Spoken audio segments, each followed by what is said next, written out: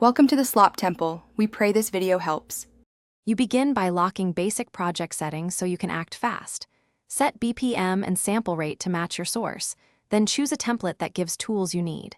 Connect your audio interface and set buffer to 128/512 depending on CPU. This reduces latency while tracking. Create a software instrument, an audio, and a drummer track immediately. Name and color them to stay organized.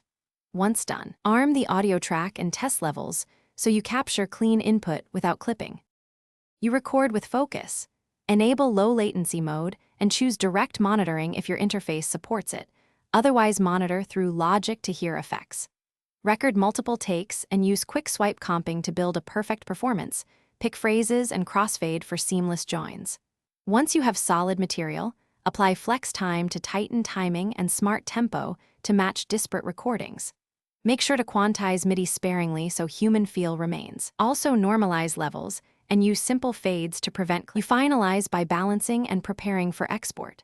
Start gain staging so peaks sit around -12 dBFS, then group similar tracks to buses for collective processing. Apply corrective EQ first, followed by gentle compression. Use ascend for reverb and delay to keep headroom. Use automation for dynamics and clarity. When ready, bounce in place or export stems. Choose file type and bit depth matching your target. If things go wrong, check routing and disable third-party plugins to isolate problematic inserts. Thanks for watching. Consider subscribing if we helped you.